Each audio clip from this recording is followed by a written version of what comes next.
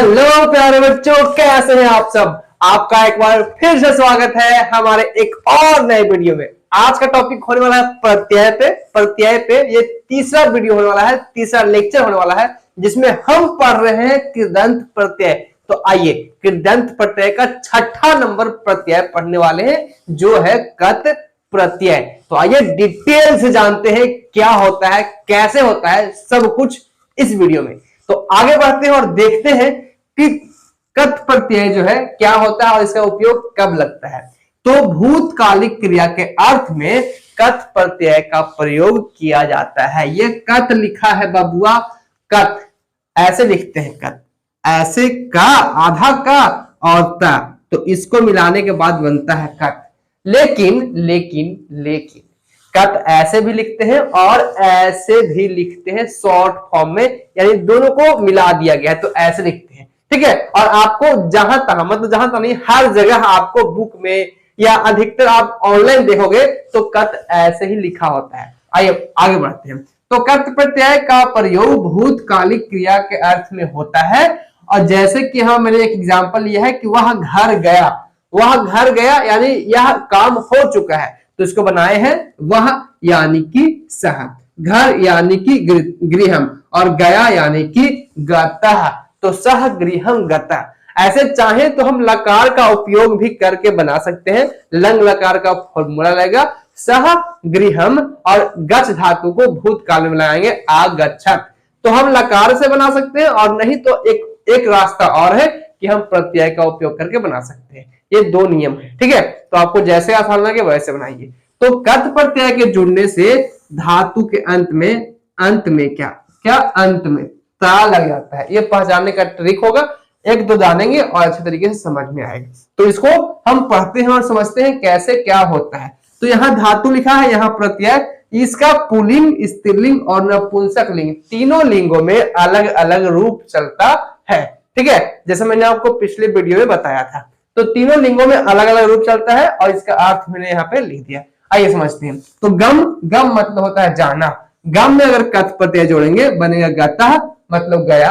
गता स्त्रीलिंग के लिए इसका मतलब ही गया होगा और गतम मतलब ही गया होगा।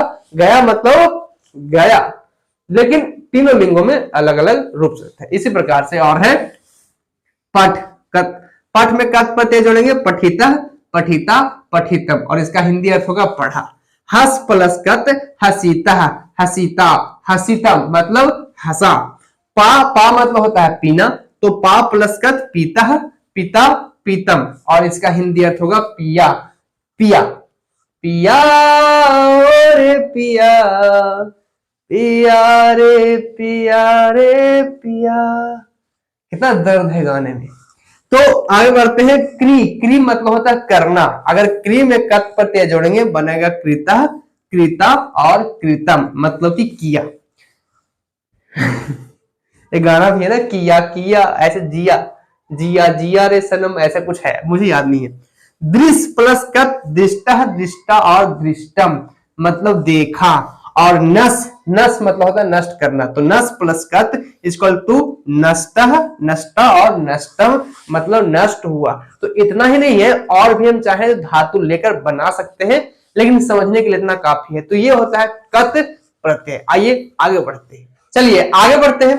अब देख लेते हैं हमारा अगला प्रत्यय क्या है। अगला प्रत्यय है 7वां नंबर प्रत्यय कत्वतु प्रत्यय। कत्वतु प्रत्यय का प्रयोग कहां होता है, आइए समझते हैं। तो कत्वतु प्रत्यय का प्रयोग भी सेम स्थिति में होता है, यानी कि भूतकालिक क्रिया के अर्थ में कत्वतु प्रत्यय का प्रयोग होता है। जो समय बीत गया है, जो पास्ट टेंस यानी भूतकाल का सेंटेंस होता है, अनुवाद होता है, उसमें हम कत्वतु प्रत्यय का प्रयोग करते हैं। जैसे एक एग्जांपल से समझाया गया है, राम ने रावण को मारा। राम ने रावण को मारा एक सेंटेंस है, अनुवाद है, इसको बनाएंगे राम ने यानी राम, राम ने यानी कि राम, रावण को यानी कि रावणम, मारा यानी कि हतवान, हतवान मतलब कि मारा। अगर इसको लकार से बनाएंगे तो आहनत बनेगा, लकार से बनाएंगे तो आहनत, अगर प्रत्यय से बनाएंगे तो हतवान मतलब कि मारा। तो ये प्रत्यय का कमाल है, जो हम दो तरीके से बना सकते हैं। संस्कृत में जो है ना सेंटेंस दो तरीके से बना सकते हैं। या तो आप लकार का यूज कीजिए, आपको लकार नहीं आता है, प्रत्यय आता है, प्रत्यय से बना दीजिए, सही है। तो आइए देखते हैं कुछ और एग्जाम्पल। तो यहाँ पे मैंने बहुत सारा एग्जाम्पल लिख लिया है। तो गम में अगर कत्वतु प्रत्यय जोड़ेंगे बनेगा गतवान, गतवान, और स्त्रीलिंग में बनेगा गतवती, और नपुंसक लिंग में बनेगा गतवत, और इसका हिंदी अर्थ होगा गया। गया यानी कि भूतकाल में जाना का हो जाता है गया।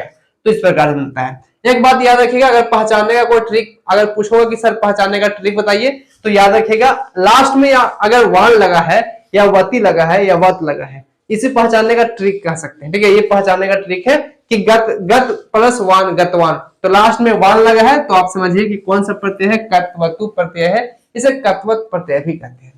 पठ प्लस कत्वतु पठितवान, पठितवती, और पठितवत मतलब पढ़ा। हस प्लस कत्वतु हसितवान, हसितवती, और हसितवत मतलब हंसा। पा प्लस कत्वतु पितवान, पितवती, और पितवत मतलब पिया। क्री, क्री प्लस कत्वतु, क्री मतलब होता है करना, क्री प्लस कत्वतु कृतवान, कृतवती, और कृतवत मतलब किया। दृश्य मतलब देखना होता है, दृश्य प्लस कत्वतु दृष्टवान, दृष्टवती, और दृष्टवत मतलब देखा। और नष्ट प्लस कत्वतु नष्टवान, नष्टवती, और नष्टवत मतलब नष्ट हुआ। तो ये है कत्वतु प्रत्यय, 7वां नंबर प्रत्यय। अगर आपने चैनल को अभी तक सब्सक्राइब नहीं किया है तो मत कीजिएगा, पहले आप मेरे चैनल विजिट कीजिए, देखिए, और ऐसे कंटेंट है और भी ऐसे बहुत सारे संस्कृत के टॉपिक में वीडियो बना रखा है। अगर आपको पसंद आता है, अगर आपके काम का लगता है, तभी इस चैनल को सब्सक्राइब कीजिएगा, वरना मत कीजिएगा। तो चलिए आगे बढ़ते हैं, अब देखते हैं हमारा नेक्स्ट प्रत्यय, यानी कि 8वां नंबर प्रत्यय क्या है, तव्यत प्रत्यय। तव्यत प्रत्यय का उपयोग कहां होता है, कैसे होता है, आइए सीखते हैं। तो तव्यत प्रत्यय के जुड़ने से ही लास्ट में तव्य लग जाता है, और क्या कहता है कि तव्यत प्रत्यय का प्रयोग चाहिए अथवा योग्य के अर्थ में किया जाता है, चाहिए अथवा योग्य के अर्थ में किया जाता है। इसको एग्जाम्पल समझेंगे और अच्छे तरीके से समझ में आएगा। तो देखते हैं एग्जाम्पल। गम मतलब जाना, गम में तव्यत प्रत्यय जोड़ेंगे बनेगा गंतव्य, स्त्रीलिंग के लिए गंतव्य, और नपुंसक लिंग यानी निर्जीव के लिए गंतव्यम मतलब जाना चाहिए।